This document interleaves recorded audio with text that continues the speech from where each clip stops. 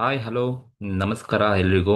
ಇವತ್ತಿನ ಒಂದು ವಿಡಿಯೋದಲ್ಲಿ Indian accounting standard 16 property plant and equipment ಅಂದರೆ ಏನು, ಆ ಪ್ರಾಪರ್ಟಿ ಪ್ಲಾಂಟ್ ಅಂಡ್ ಎಕ್ವಿಪ್ಮೆಂಟ್ನ ಹೇಗೆ ಕ್ಯಾಲ್ಕುಲೇಟ್ ಮಾಡ್ತಕ್ಕಂಥದ್ದು, ಅದಕ್ಕೆ ಸಂಬಂಧಪಟ್ಟ ಫಾರ್ಮ್ಯಾಟನ್ನು ಈಸಿಯಾಗಿ ಸಿಂಪಲ್ ಆಗಿ ನಿಮಗೆ ಹೇಳ್ಕೊಡ್ತೀನಿ.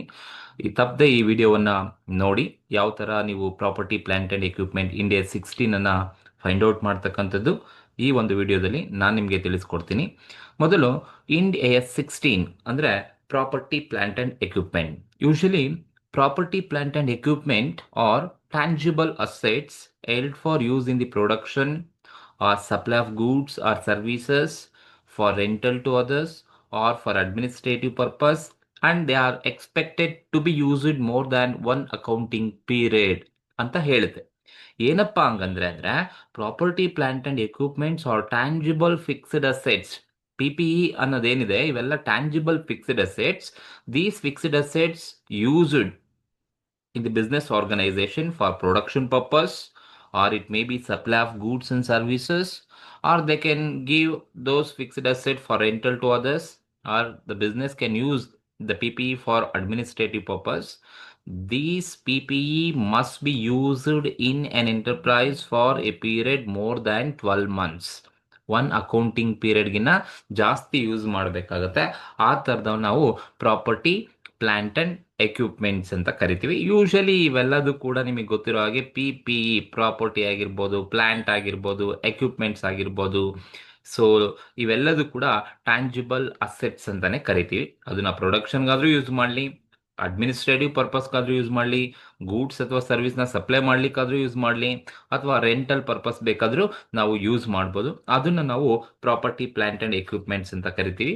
ಈ ಒಂದು ಪ್ರಾಪರ್ಟಿ ಪ್ಲಾಂಟ್ ಆ್ಯಂಡ್ ಎಕ್ವಿಪ್ಮೆಂಟ್ಸನ್ನು ಹೇಗೆ ಫೈಂಡ್ ಔಟ್ ಮಾಡ್ಬೋದು? So what is the format to find out property plant and ಎಕ್ವಿಪ್ಮೆಂಟ್ನ ಹೇಗೆ ಫೈಂಡ್ ಔಟ್ ಮಾಡ್ತಕ್ಕಂಥದ್ದು? ಅದಕ್ಕೆ ಸಂಬಂಧಪಟ್ಟಂಥ ಒಂದು ಸಿಂಪಲ್ ಆಗಿ ನಿಮಗೆ ಫಾರ್ಮ್ಯಾಟ್ ಹೇಳ್ಕೊಡ್ತೀನಿ. Format for solving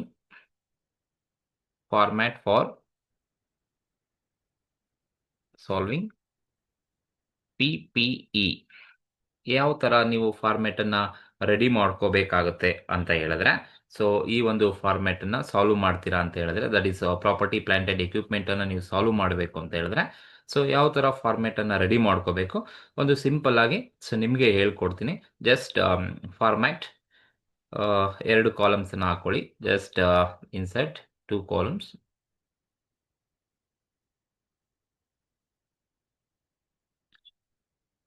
That is, one is particulars and second one is amount column. So ನೋಡಿ, ಪ್ರಾಪರ್ಟಿ ಪ್ಲಾಂಟ್ ಅಂಡ್ ಎಕ್ವಿಪ್ಮೆಂಟ್ ಅನ್ನ ಕ್ಯಾಲ್ಕುಲೇಷನ್ಸ್ ಅನ್ನ ನೀವು ಮಾಡ್ತಾ ಇದ್ದೀರಾ ಅಂತ ಹೇಳಿದ್ರೆ, ಸೊ ಏನೆಲ್ಲ ಇರುತ್ತೆ ಅಂತ ಹೇಳಿದ್ರೆ, ಫಸ್ಟ್ ನಾವು ತಗೋಬೇಕಾಗಿರೋದು ಪರ್ಚೇಸ್ ಪ್ರೈಸ್ ಆಫ್ PPE ಅಂದರೆ any kind of fixed assets, property ಆಗಿರ್ಬೋದು, ಪ್ಲಾಂಟ್ ಆಗಿರ್ಬೋದು, ಎಕ್ವಿಪ್ಮೆಂಟ್ ಆಗಿರ್ಬೋದು. ಪರ್ಚೇಸ್ ಪ್ರೈಸ್ ಅನ್ನ ತಗೋಬೇಕಾಗತ್ತೆ. ಈ ಪರ್ಚೇಸ್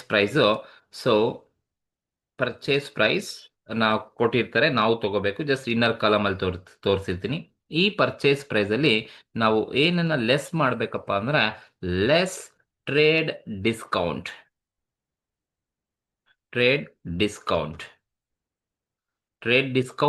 ನ ಡಿಡಕ್ಟ್ ಮಾಡಬೇಕು. ಯಾಕಂದ್ರೆ if you buy any property plant and equipment at the time of purchase, any discount is allowed, discount ಅನ್ನ ಹಲೋ ಮಾಡಿದ್ದಾರೆ ಅಂದ್ರೆ ಆ ಡಿಸ್ಕೌಂಟ್ ಅನ್ನ ಡಿಡಕ್ಟ್ ಮಾಡಿ ನಾವು ತಗೋಬೇಕಾಗುತ್ತೆ. ಆಗ ನಮಗೆ ಬರ್ತಕ್ಕಂಥದ್ದು ನೆಟ್ ಪರ್ಚೇಸ್ ಪ್ರೈಸ್ ಸಿಗುತ್ತೆ. ಒಂದು ಪರ್ಚೇಸ್ ಪ್ರೈಸ್ ಅಲ್ಲಿ ನಾವು ಟ್ರೇಡ್ ಡಿಸ್ಕೌಂಟ್ ಅನ್ನ ಡಿಡಕ್ಟ್ ಮಾಡಬೇಕಾಗುತ್ತೆ. ಇನ್ ಸಮ್ ಎಕ್ಸ್ಟೆನ್ಸ್, ಇನ್ನು ಕೆಲವೊಂದು ಸಂದರ್ಭದಲ್ಲಿ ಸೊ ನೀವು ಇನ್ನ ಏನನ್ನ ಲೆಸ್ ಮಾಡಬೇಕು ಅಂದ್ರೆ, less refundable tax.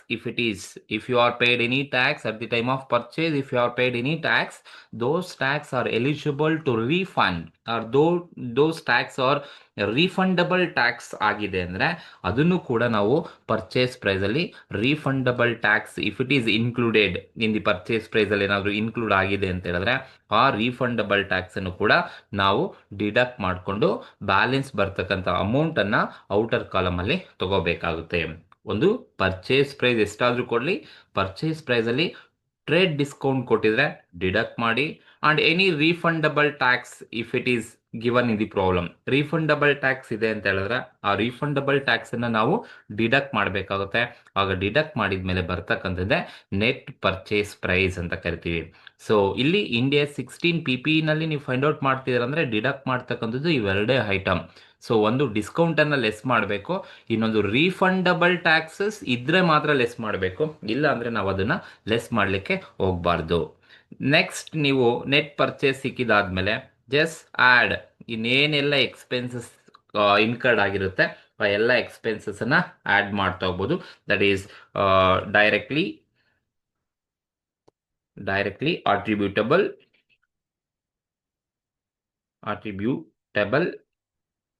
Cost. Add directly attributable cost ಅಂತ ಕರಿತೀವಿ.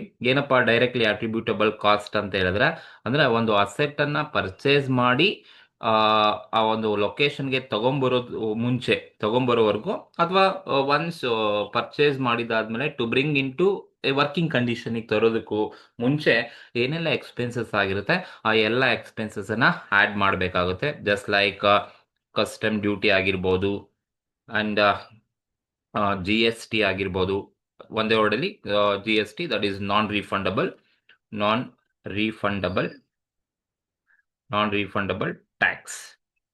So custom duty, non refundable tax ಅನ್ನ ನೀವು ಆ್ಯಡ್ ಮಾಡಬೇಕಾಗುತ್ತೆ. ಸೊ ನಾನ್ ರೀಫಂಡಬಲ್ ಟ್ಯಾಕ್ಸ್ ಅನ್ನ ಆ್ಯಡ್ ಮಾಡಿದ್ದಾದ್ಮೇಲೆ freight charges or transportation.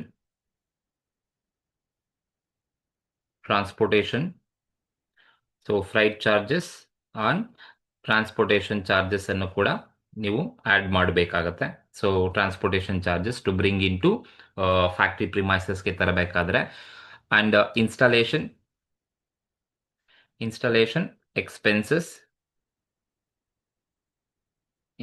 expenses and professional fees. Like professional fees ಅಂತ ಹೇಳಿದ್ರೆ like architect ಆಗಿರ್ಬೋದು, ಜಸ್ಟ್ ಲೈಕ್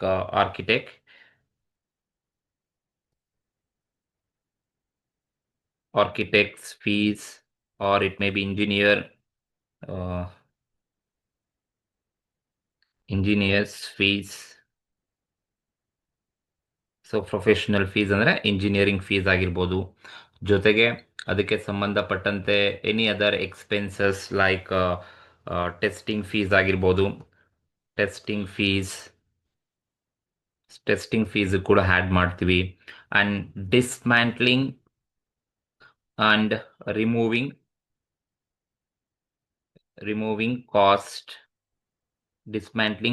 ರಿಮೂವಿಂಗ್ ಕಾಸ್ಟ್. ಜೊತೆಗೆ ಎರೆಕ್ಷನ್ ಕಾಸ್ಟ್ ಏನಾದರೂ ಇದ್ರೆ ಎರೆಕ್ಷನ್ ಕಾಸ್ಟ್ ಆ್ಯಡ್ ಮಾಡಬೇಕು. And site preparation cost,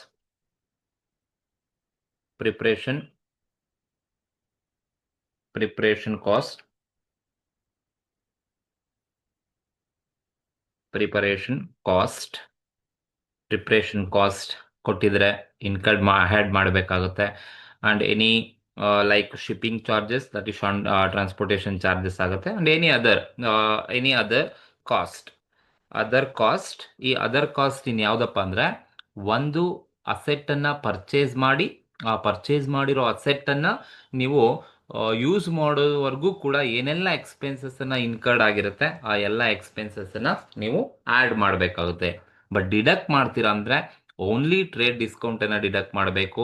and refundable ಟ್ಯಾಕ್ಸನ್ನು ಕೊಟ್ಟಿದ್ರೆ ಮಾತ್ರ ನೀವು ಡಿಡಕ್ಟ್ ಮಾಡಬೇಕು, ಅದರ್ವೈಸ್ ಡಿಡಕ್ಟನ್ನು ಮಾಡಲಿಕ್ಕೆ ಹೋಗಬಾರ್ದು. ಸೊ ಇದು ಒಂದು ಪ್ರಾಪರ್ಟಿ ಪ್ಲಾಂಟ್ ಆ್ಯಂಡ್ ಎಕ್ವಿಪ್ಮೆಂಟನ್ನು ಕ್ಯಾಲ್ಕುಲೇಷನ್ಸನ್ನು ಮಾಡಬೇಕಾದ್ರೆ ಈ ಒಂದು ಸಿಂಪಲ್ ಫಾರ್ಮ್ಯಾಟನ್ನು ನೆನ್ಪಿಟ್ಕೊಂಡ್ರೆ ಸಾಕಾಗುತ್ತೆ. ಹಾಗಾದರೆ ಯಾವ ಎಕ್ಸ್ಪೆನ್ಸಸ್ಸನ್ನು ನಾವು ಕನ್ಸಿಡರ್ ಮಾಡಬಾರ್ದು ಅಂತ ಹೇಳಿದ್ರೆ, so in case cost if it is cost should not include. Okay, ಯಾವುದೆಲ್ಲ ಇನ್ಕ್ಲೂಡ್ ಆಗಬಾರ್ದು ಅಂತ ಹೇಳಿದ್ರೆ, ಸೊ ಕಾಸ್ಟ್ ಶುಡ್ ಎಕ್ಸ್ಕ್ಲೂಡ್